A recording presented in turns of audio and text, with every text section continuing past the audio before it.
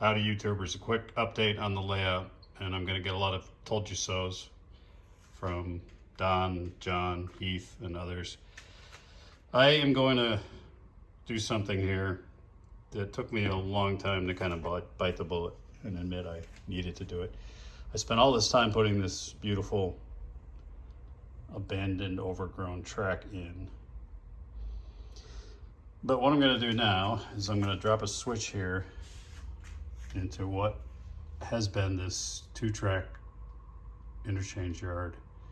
And on the first track, I'm going to drop a switch and I'm going to take a gradual sweeping curve and I'm going to go along this wall on just a shelf. I'll clean up all that crap there, but that's about the length. So I think it's 7 feet maybe off the layout, which makes it 7 feet plus 20 inches that are already there.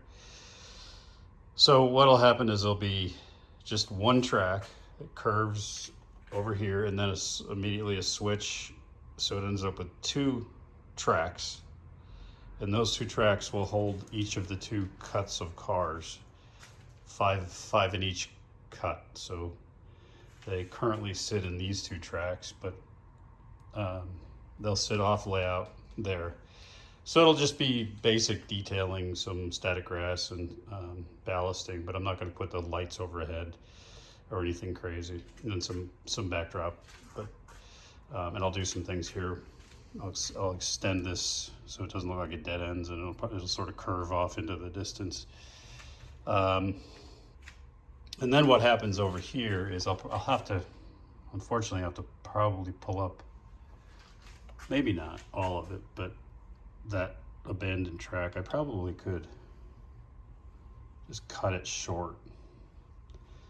But anyway, what will remain is, if this track is coming off the current yard track and curving over to the new 2-track yard, I'll keep this track here that these cars are on, and what I'll use that for is parking maintenance away cars and equipment and a transfer caboose, and it also gives a place for the inbound engine to back into if it needs to get out of the way of the switching engines, which will still be here in the engine facility, which holds 2 engines.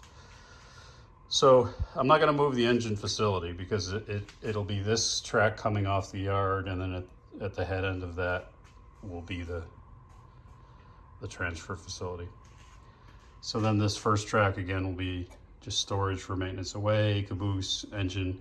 And then this track here will now become the true interchange track. So as the train pulls in one of the cuts of cars off that L, then I'm going to add, it can back it in here to the holding track, which is the interchange track, and then that engine can clear out. It can either back into here, which allows me maybe to have a Conrail coming into the province of Worcester, and it drops its cut of cars. It could either go back to the yard, or it can park itself on this segment here, or it can borrow the fueling pad.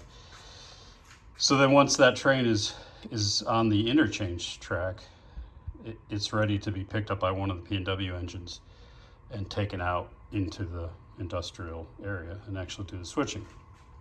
And then once all the industries are switched, P&W can take that train, all the cars that have been switched out, and back it into the interchange track there by the fence.